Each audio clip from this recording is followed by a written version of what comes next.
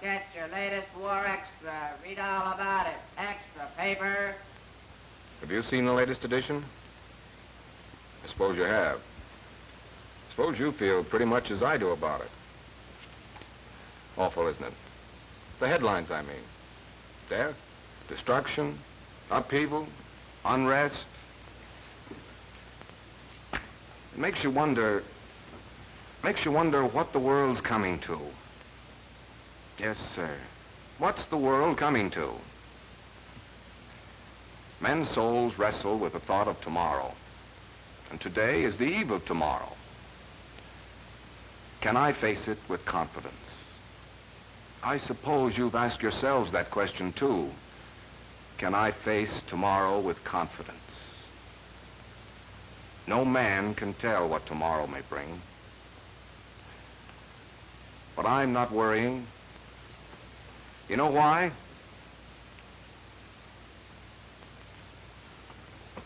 Well, a long time ago, almost 40 years it is now, I hired a man to do my worrying for me. Oh, dear. Oh, dear. Makes you want to go off someplace And bury your head like an ostrich. This is no laughing matter, Jim. All those headlines. I don't know what to think. I'm worried, I tell you. You've been worried about something as long as I've known you. But this is different. Yes, and each new worry has always been different. Why, you worried about the lean years of the Depression. You worried about the big years of the 20s. You But worried... all I know is that this is different. Jim, we'll never survive this war. That's what you said back in 1917. But we did survive, didn't we, Ellie? But I'm talking about now. Now, all I can see is chaos and confusion and panic. Oh, that's a good old word. Well, there was a panic. Oh, years and years ago. That's before you came with us, Ellie. That was before you could afford a secretary. You know, Larry here was all against my hiring you. I've suspected as much these 30 years. Yeah, he didn't think you'd stay 3 months.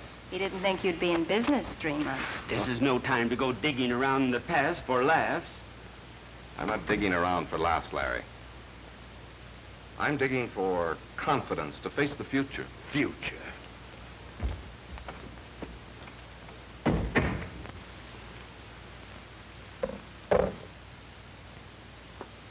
When I think of the future, I think of this business of mine. A long time ago, I hitched my wagon to a star. There was a drink, pure and wholesome, delicious to taste, refreshing. And they trademarked it Coca-Cola. I obtained the right to bottle Coca-Cola. I became a bottler of Coca-Cola. I still am. We've just put up a new plant here in my town. A new plant right up on Main Street. And people going by can see how clean and careful we bottle their favorite drink. Sometimes they stop in for a closer look at how we do things. Business of mine is a community affair. My bottling operation, well, it isn't the biggest in the country, but then it isn't the smallest. As bottlers go, I'm just somewhere in between, I guess. My business is kind of like my town. A town still small enough to protest turning the park into a parking lot. A town still small enough to respect the old trees along Main Street. One of those places too small to be a city and too big to be a village. Just a town. Just somewhere in that nice middle ground. That's me, and my business, too. When I think of the future, I think of the men and machines and friends and ideas and philosophy and spirit that have brought Coca-Cola where it is today. Today seems a clutter of confusion. But maybe if we back away from it, step by step, and see from whence we came, it'll help us to see where we're going. All our yesterdays met the trials of the times, and our last big trial was called the Depression. Now, if you go back a couple of years, you'll find us going over the plans for this new plant. Larry and Ellie and Ben. Ben is our sales manager. And this space here is going to be the meeting room, where our salesmen get together for conference. Show me where my office is going to be. Well, let's see now. It was our new home, you see. Our new home. A business is like a family, if you know what I mean. And we were all happy and excited going over those plans. That is, we all were except Larry. Mr. Larabee, here's where our new office is going to be. Look. I don't want to look. I don't want any part of this. Do you realize this country has just witnessed the greatest crash and the greatest depression? We haven't done so bad. We've been lucky, that's all. It was something more than luck, Larry. Well, whatever it was, we're going to risk that and everything else building this new plant. But we need this new plant. I don't see why. We've come a long way down here on Pine Street. And we'll come a lot further up on Main Street. But right now is hardly the time to go sinking a lot of money into... Right now isn't what we're building for. It's the future. The future. You talk just like Jim Westlake. All he thinks about is tomorrow. Always tomorrow. That's right. And it was that kind of thinking, as much as your lady luck, that helped us lick the Depression. Well, I don't see it. It's quite simple. When you think of tomorrow, you think of getting more and more people to drink Coca-Cola. That's our job. Well, you bear down, you press, you push, you put out effort, and you get results. That's how we licked the Depression, Larry. And we licked it so well that now we've got to build this new plant to take care of the more and more, and still more, that's tomorrow. That's our sales manager. And he's absolutely right about how we licked the Depression. I remember once during those years, I walked into a place of business and... Oh, good morning, Mr. Westlake. Got an order blank there? Why, sure. I want to buy 4 new trucks. What? I haven't got any old ones to turn in either.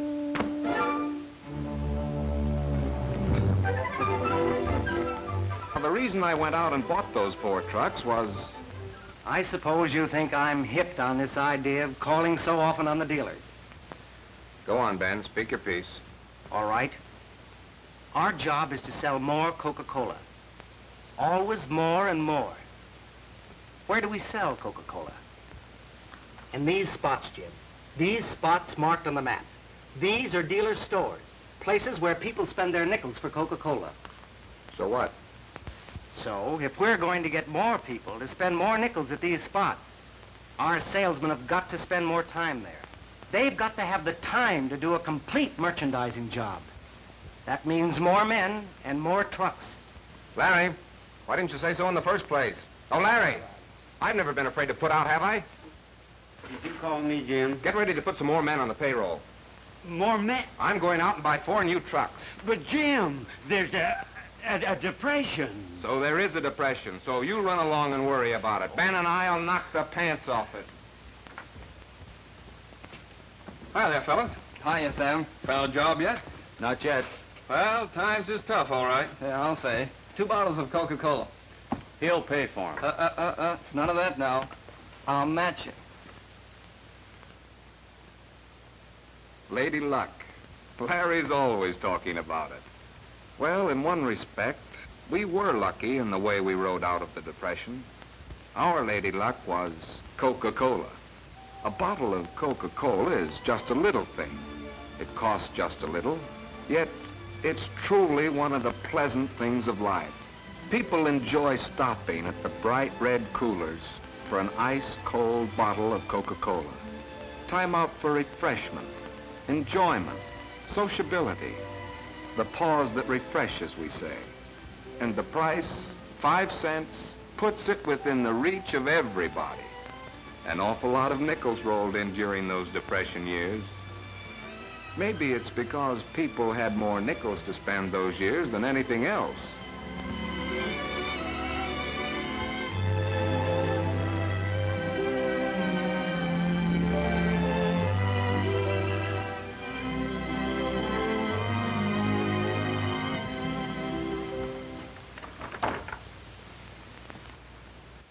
Morning, Sam. Hello there, Steve.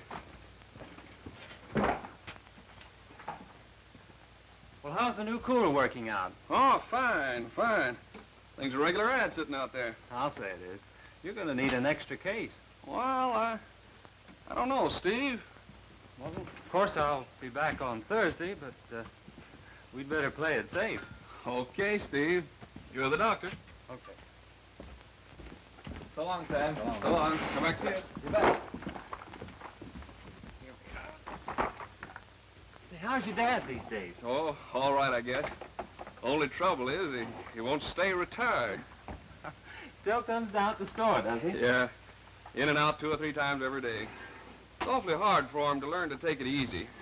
Of more and more people to drink Coca-Cola is in the dealer's hands. We sink or swim, slump or succeed by the way he feels about Coca-Cola, because he holds forth free spokesman at the places where people spend their nickels.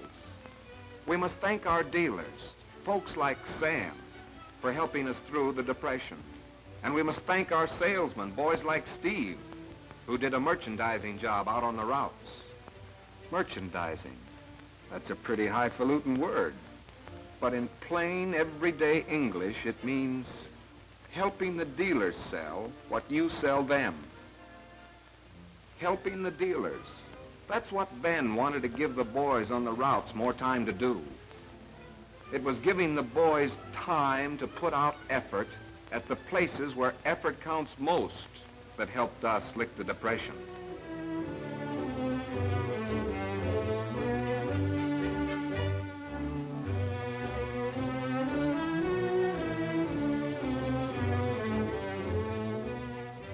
Now you sit right down here. And don't you touch anything. All right, Mama.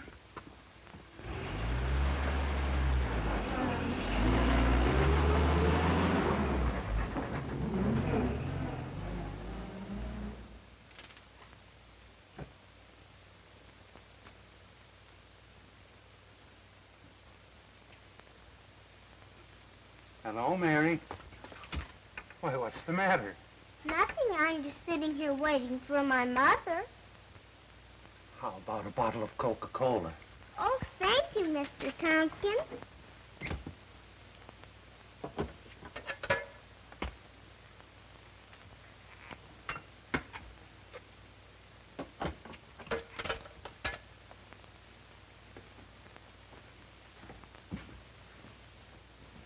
Hello, Dad. Well, I thought you'd retired, Mr. Tompkins. I'm trying to. It's pretty hard, you know. I've spent most of the years of my life in this store here. The real reason you can't retire is you don't think I can run the business. Of course I think you can run it. Why shouldn't I? Didn't I train you? Didn't I train you? You know, that's just the way I feel about my boys. I feel if they can go out on the routes and do a good job, well, it's because I showed them the ropes. Of course, I know this isn't true. Not literally. Ben Hawley is the sales side of my business.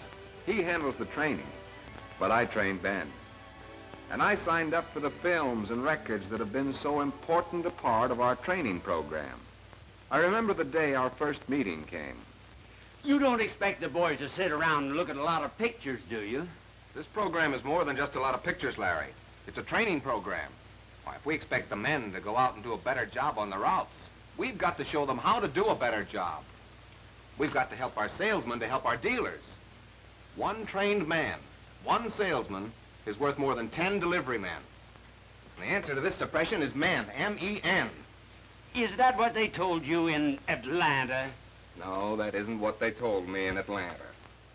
Larry was mad at Atlanta all that year. You see, that year, the bottlers of Coca-Cola had a convention there.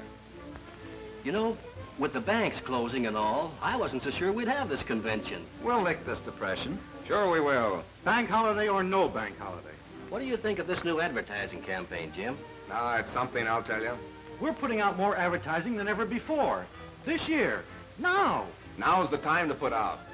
The hill ahead looks steep. Looks like it'll be hard going to make the grade. But I'll tell you this. If we get a bigger motor, we'll climb that old hill in high. You've got to give to get. You've got to put out. Not just money, that's easy, especially when you've got it, but you've got to put out in time and effort and friendliness, too. Helpfulness. That's the way we'll lick this depression. Read all about the bank holiday proclamation. Extra. Get your late paper. Read all about it.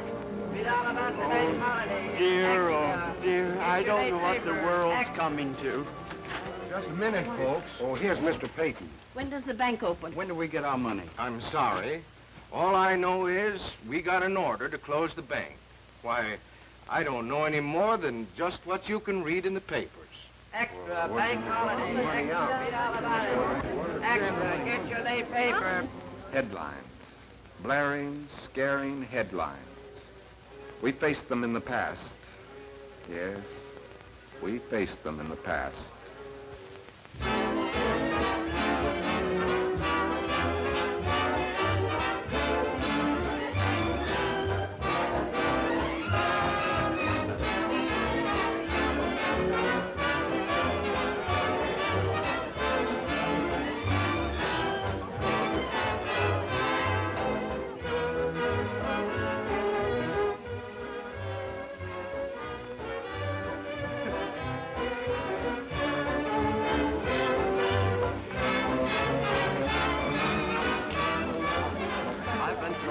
Big deals in my time, but this is the biggest I've ever run into. Hurry up, honey, we'll be late for the dance.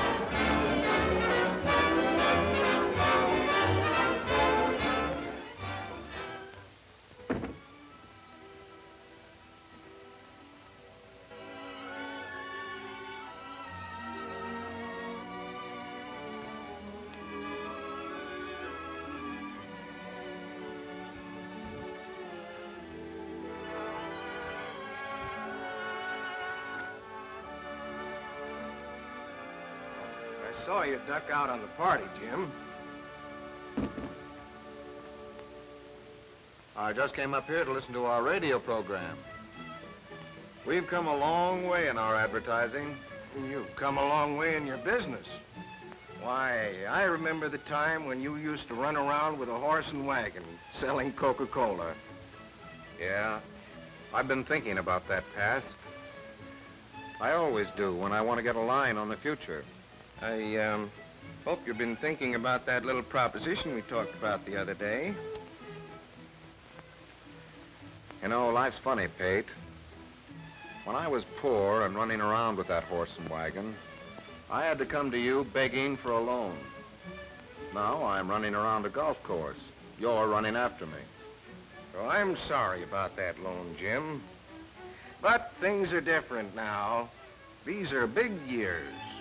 You ought to spread out, put some money in some other things. Take advantage of your opportunity. Up to now, my opportunity has been with Coca-Cola. I figure it still is. I figure that's the place for me to spread out. Look, Pate, in the old days, you were a pioneer, I know.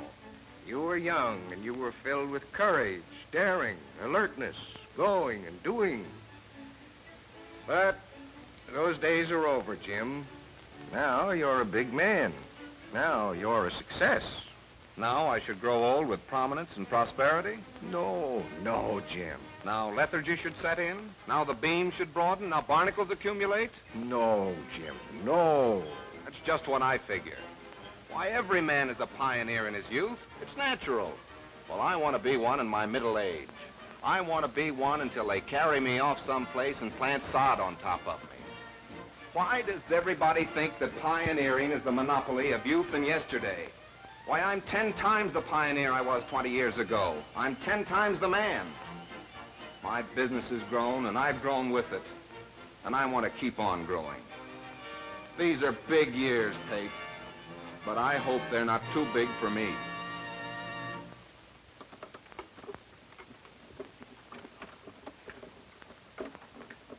I'm out for Coca-Cola. Boy, oh boy. What a wonderful idea, Helen, to serve Coca-Cola at home. They're selling it in cartons now. Cartons? Yes, 6 bottles in a little pasteboard container. We buy 2 or 3 of them every week.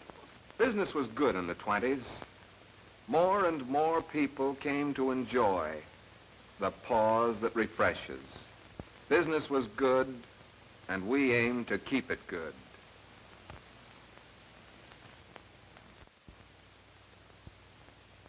Well, Yes, Mr. Westlake?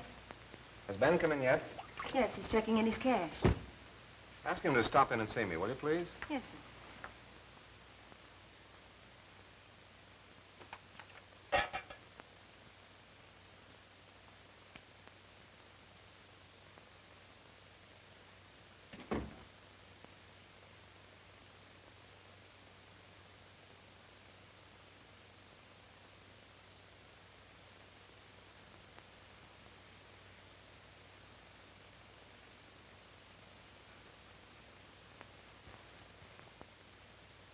You wanted to see me?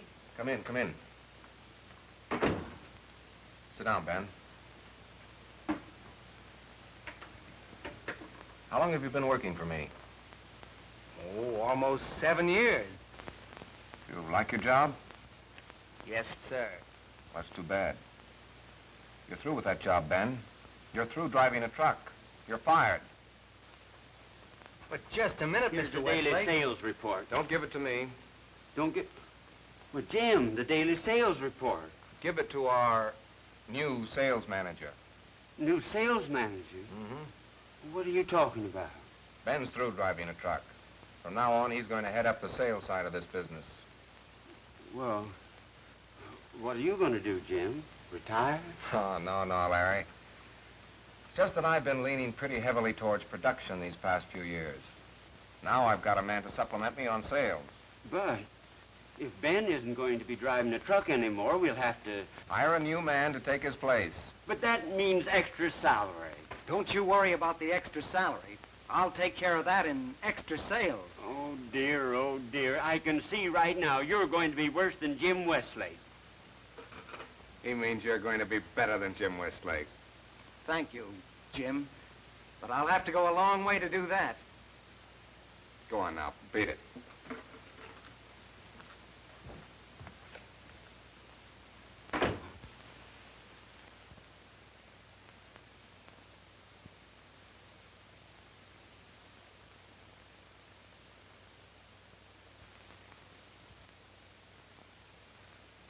It's hard to grow up and share your job, especially when you've started out as the whole shebang. It's hard to realize there aren't arms and legs enough on one man to manage a continued growth. Mom! Oh, Mom, I want a bottle of Coca-Cola. No, Sonny. No, you don't. Yes, I do. I want a bottle of Coca-Cola. Sonny? I want a bottle of Coca-Cola. But it wouldn't be cold here. You know it won't taste good if it isn't cold. We always serve it cold, Mrs. Parker. Oh, I know your sign says that. But you can't believe advertising. You can believe that advertising, Mrs. Parker. We've got this contraption here to back it up. What is it, a washing machine? No, ma'am, no. That's a cooler for Coca-Cola. A cooler for Coca-Cola? Yes, ma'am. Just feel how cold that bottle is. Well, I declare. I want a bottle of Coca-Cola. Of course you do, and I want one, too. Dad, I think I'm getting something. Is Sam still fooling with that wireless set? Yes, he ain't worth his salt for helping out in the store these days. Do you think that invention will ever amount to anything? Well, you never can tell. Boy just in here said he got New York last night. New York City? That's what he said. Well, I don't believe it. Why, you can hardly hear New York City on the telephone. Hello, Mr. Tompkins. Hello, boys. 2 bottles of Coca-Cola. Sam, There's customers out here. Oh. Hi there, fellas. Howdy. Hi. 2 bottles of Coca-Cola coming up. Are they cold? Ice cold. That's the way we always serve them. Ice cold. That's the way folks like Coca-Cola. That's the way we advertised Coca-Cola would be served to folks. Our advertising made customers for Coca-Cola a promise. And the cooler made sure we kept that promise. The cooler was the answer to an obligation. An obligation to the people who spend their nickels for Coca-Cola. Those were big years. And we, who hitched our wagons to Coca-Cola, tried to foresee and direct a continued growth to yet bigger years. We built a heritage for the future by meeting our obligations to the years at hand. Now, there's a lot that meets the eye in this business of Coca-Cola, but when you boil it all down, it's just 2 things. 1, getting a good product. 2, getting people to drink that product. One has to do with production, the other with merchandising. In those years, the bottlers of Coca-Cola were hipped on production. Well, if you ever get out to my part of the country, I want you to stop in and see a real plant. Why, I've got the neatest operation. Yeah, we know, Plant inspector said so. Well, I know how you feel. I'm mighty proud of my new layout. Everything's just about perfect. Gas pressure, syrup throw. How about your new soaker? Fine, fine. Why, those bottles come out shining. Just like everything else around the place. All this talk about plants and equipment was really talk about standards. In those years, the bottlers of Coca-Cola did some headwork on bottling standards. And some other men of Coca-Cola did some headwork on manufacturing standards. In those years, each one of our manufacturing plants established a modernly equipped laboratory.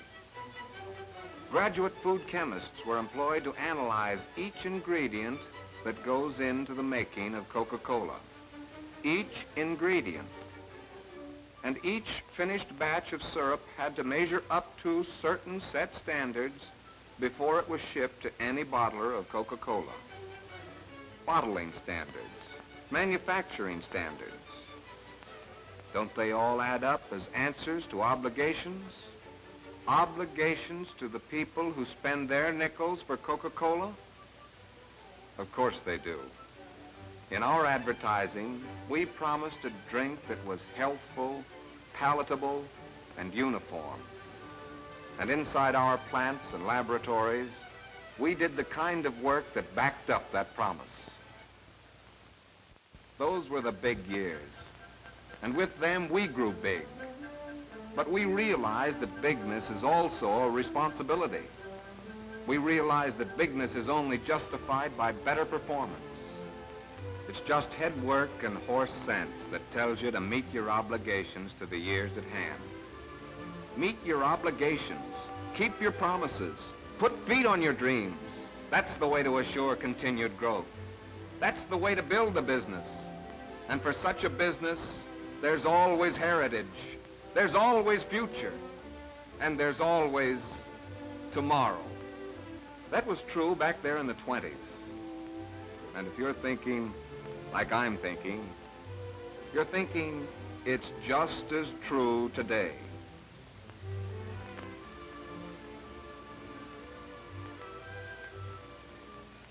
Today? Oh, yes, I'd almost forgotten about those headlines.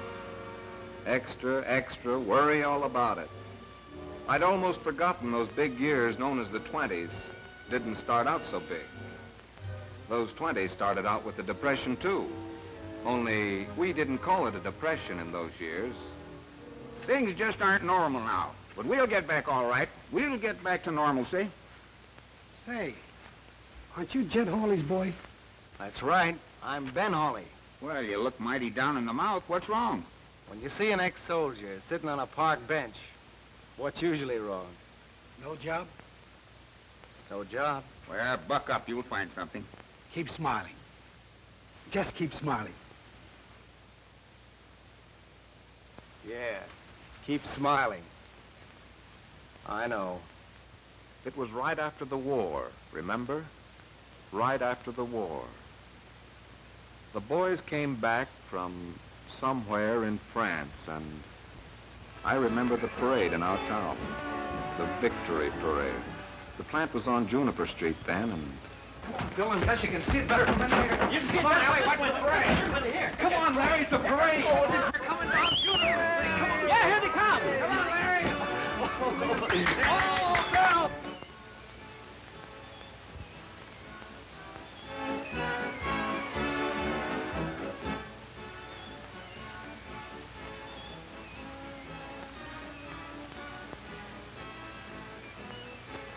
Is it all right if I tear up the telephone book? No, it isn't all right if you tear up the telephone book. They tore him up in New York City. I saw it in the movies. This isn't New York City. There's Harry. There's George. Hey, George! George! George! George! Hey! Hey! Attaboy! Hey! As he dies to make them holy, let us die to make them free. While God is marching. Stop it! Stop it! Stop it! The boys didn't all come back. Some of the boys were still somewhere in France. Ellie's young man was with them in that somewhere. Ellie's young man was an honor roll name on the wall in our plant. A business is like a family, if you know what I mean. Oh, dear. Oh, dear. What are you worrying about now, Larry? Do you know the United States is at war? Do you realize the government is rationing sugar? I did see something about it in the headlines. Those headlines. Those headlines. I don't know what the world's coming to. Are you worrying about the world or just the sugar shortage? Both. We'll never survive this war. Coca-Cola, the country, or any of us. Hiya, Joe. Hello, Sam. What's on your mind? All these soldiers in town, they've cleaned up my dad out of Coca-Cola. Okay, Sam. I'll send over a couple of cases. Have you seen Grover? Uh-huh. Gosh, it's a swell uniform he's got. Wished I had a uniform like Grover's. Where's Miss Ellie? Mr. Westlake gave her the day off. I bet I know why. You want to know something? Miss Ellie's mighty sweet on Grover. Run along, Sammy, please. Don't you see I'm busy? Bye. Grover, darling, I'm frightened. Now, Ellie. Remember you said you weren't Yes, I know. I said I wouldn't cry, and I'm not crying. It's just... Oh, darling, I love you so very much. Don't you worry. Why, it'll all be over soon. I'll be back. Back driving that old truck for Jim Westlake. And you'll quit that job in the office. We'll get married and have a home and...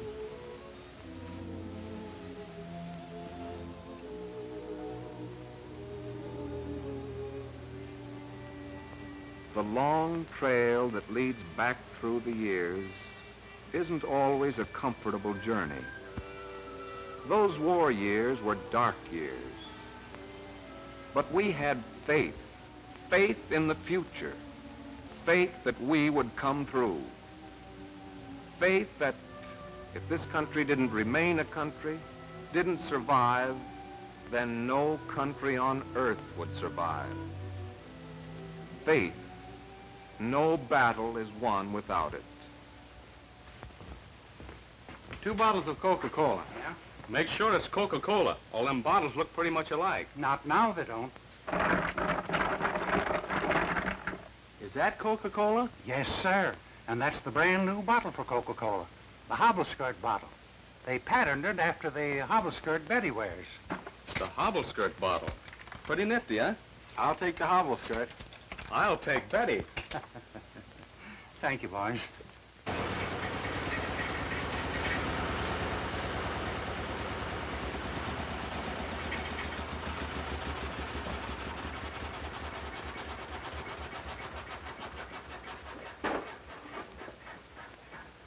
fellas. Hey, what are you all dressed up for? We're rowing up the river on a picnic. Picnic, eh? You taking along some bottles of Coca-Cola? We're doing the rowing. The girls are going to bring the victuals. Oh, but no picnic's complete unless you bring along some hobble-skirt bottles. There's no way to keep Coca-Cola cold on a picnic. Easiest thing in the world. You're rowing a boat, huh? Well, just loop some knots in the rope to some bottles of Coca-Cola and trail them along in the water. That'll keep them cold. We'll talk it over with the girls. Hiya, Mr. Tompkins. Hi. Say, how much Coca-Cola are you bringing in here? 24 bottles. 24 bottles? Why, you need 'em, Mr. Tompkins. Well, you've only got 4 or 5 left. Grover, do you know what date this is? Yes, sir. Saturday, September the 1st. Yeah, and Monday's Labor Day. Why, if I took them 24 bottles, I'd have 'em sitting around till spring. I've been handling Coca-Cola for Jim Westlake ever since he went in business. I remember. I was in grammar school then. Well, then you remember I never sold any Coca-Cola after cold weather sets in. Yes. And I remember wishing you did. Why? Well, because I got thirsty in cold weather just the same as I did in hot weather. When I got thirsty, I thought of Coca-Cola. Grover, you're trying to sell me something. Well, that's right, Mr. Tompkins. I am. But I feel it's to your advantage to be sold. The reason you haven't sold Coca-Cola after the cold weather sets in is because you've stopped featuring Coca-Cola. Now, if you kept this tub out here after Labor Day, you'd find folks would keep right on buying after Labor Day. A few weeks, maybe. All winter long. Now, listen, Grover. Listen to reason. I can't keep that tub out here all winter. Where to put my stove? Well, you can move the tub over a little. And when these birds come in and sit around the stove, well, they can just reach right over and have themselves a bottle of Coca-Cola. You know, folks can get mighty thirsty just sitting around a fire. If you've got something that answers that thirst, well, that means more money in your cash drawer. Do you expect me to buy ice for this tub all winter? No, you can just chop some away from the front door. Okay. Okay, you're the doctor. But only till Thanksgiving. I don't believe there's a man living that'll drink Coca-Cola after Thanksgiving. The pioneers in this business had battles aplenty. And one of the biggest battles was the Battle of Labor Day. The battle to make this business a year-round business. You may think Grover there was slightly high pressure in his merchandising methods. I don't look at it that way. To me, it was faith shining through that boy. He believed in the rightness and goodness of Coca-Cola. That faith was so much a part of that pioneer, he couldn't help talking it morning, noon, and night. Well, so you've come back for Coca-Cola to take on that picnic. Well, not exactly. The girls are bringing the victuals. And you're bringing the Coca-Cola. Fine. Coca-Cola. Oh, that's a wonderful idea. I don't know. Come on, be a sport. Put your hand in your pocket. All right. What's going on out here? I just sold some bottles of Coca-Cola for you. Well, now. And by the way, folks, anytime this winter you get to feeling thirsty, you can stop right in here at Mr. Tompkins and enjoy this delicious and refreshing drink.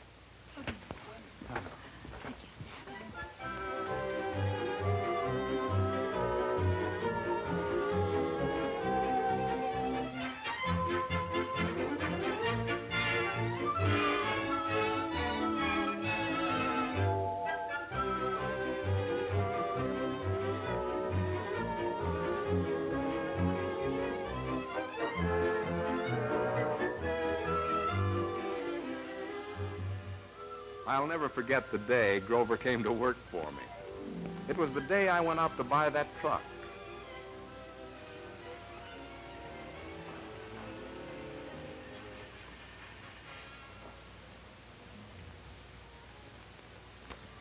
Well, Mr. Westlake, got the order all made out. All you have to do is sign. You seem pretty sure that I'm going to buy this truck. That's right. What makes you so sure? Because you're a man who believes in the future, Mr. Westlake. Tomorrow, huh? Yes, sir. Always tomorrow. An awful lot of nickels would have to change hands before I could pay for this truck. Maybe I'd better wait a spell. Waiting won't make the nickels change hands. This truck will do that, because this truck is a means of getting oftener to the places where the nickels are spent. The oftener you get to your dealers, the more you can talk to them about selling more Coca-Cola. Now, you want to sell more Coca-Cola, don't you? Why, sure. You want your flow of nickels to get bigger and bigger all the time, don't you? Sure, sure. Very well, then. Sign here. You know, there's just one thing you overlooked. I don't know how to drive a truck. Why, there's nothing to it. I'll show you how. I don't know. It looks mighty complicated. Why, there's nothing to it, How would you like to drive it for me? What do you mean? I'm offering you a job. What? You said this truck would sell more Coca-Cola. That's right, it will. No. The man in the truck will do the selling. You believe the things you just said, don't you? Of course I believe him. All right, then. You're hired.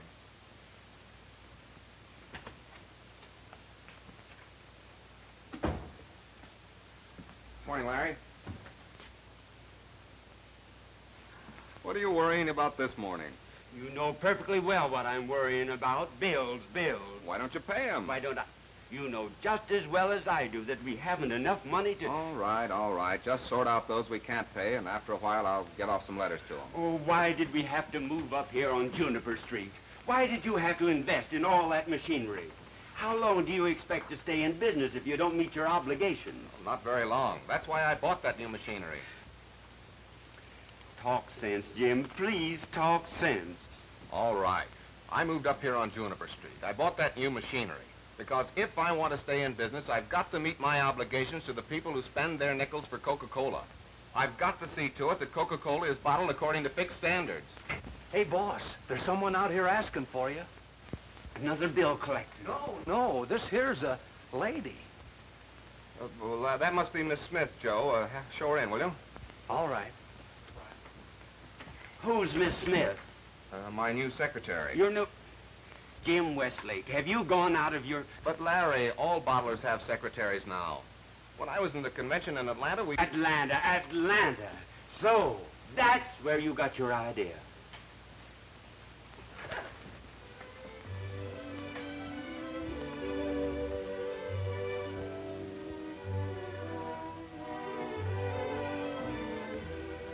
Good morning, Miss Smith. Good morning. Oh, this is Mr. Larabee. Good morning, Mr. Larabee. Good morning. For the present, Miss Smith, you can sit right here at my desk. I won't have much use for it for the next 3 months. After a while, maybe we'll get one of those special typewriter desks. Don't count on that too heavily, Miss Smith. We may not be in business after another 3 months. May I take your hat?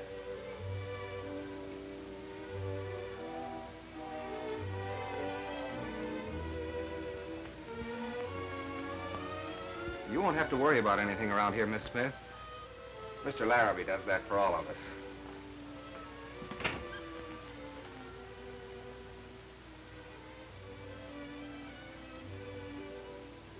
I think I'm going to like this job.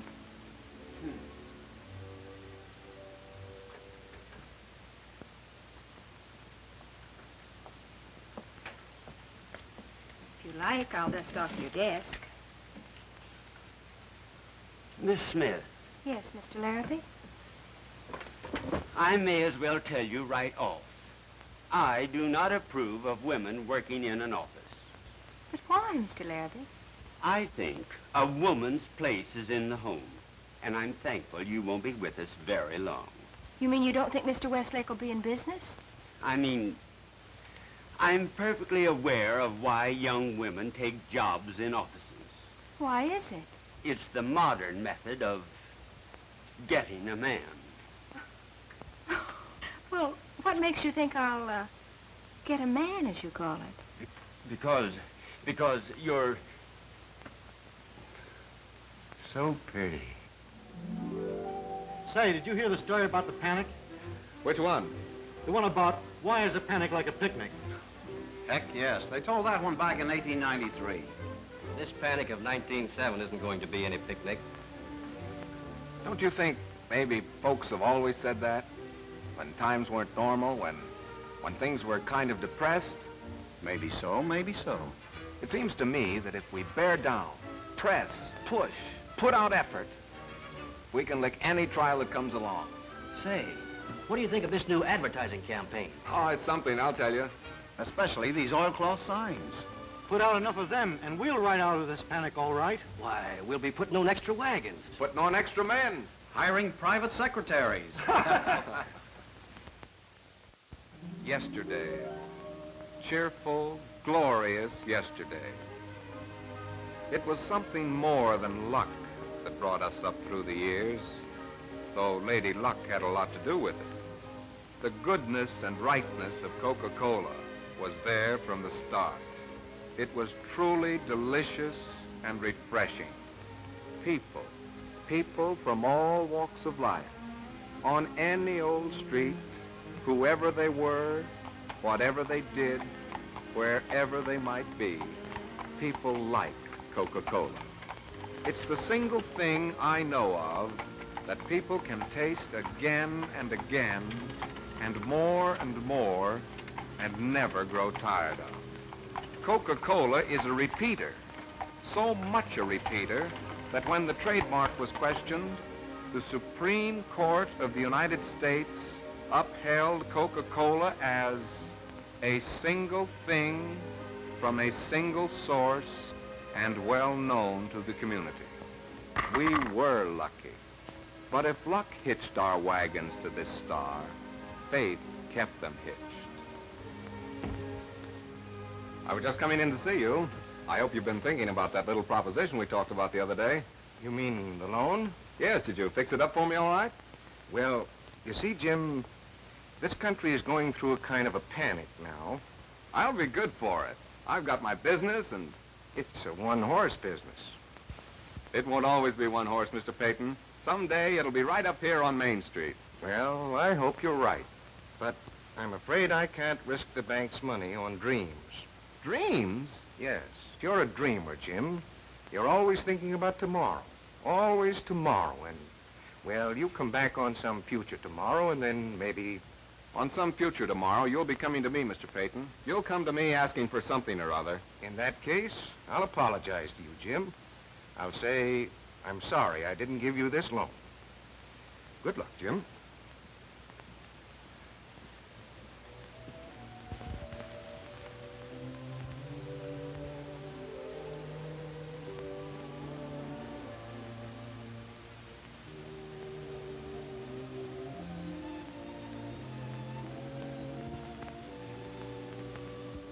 Faith, that inward something that makes a risk a sound investment. In the early years of this business, the bottlers of Coca-Cola took risks of plenty. It wasn't much they risked when you add it all up and measure it by today. But in those yesterdays, it was everything. The pioneers in this business risked their all.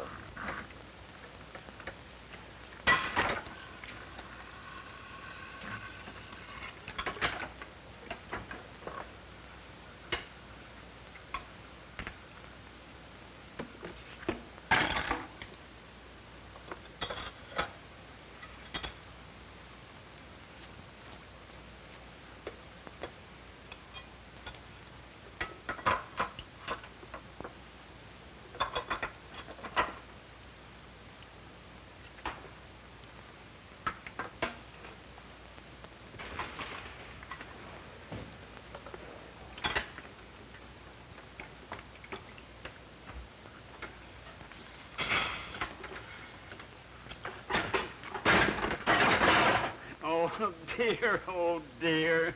What's the matter, Larry? I don't know why I ever started working for you. Because this is a great business. Why, someday you... Someday. Don't start singing that tune, Jim Westlake. There's a great future in this business, Larry. I'm not thinking of the future. I'm thinking of today, now. Now, all I can see is... What we've got? Yes, what we have got.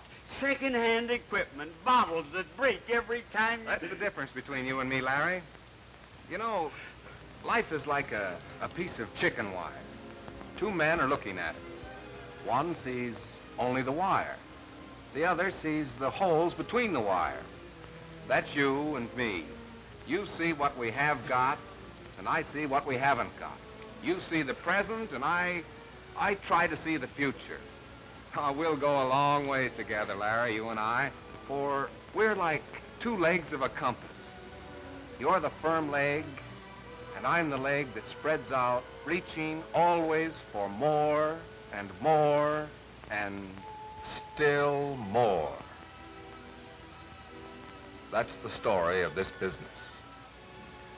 And I hope that the more and more and more that was yesterday will help us to see the more and still more that is tomorrow. Always tomorrow.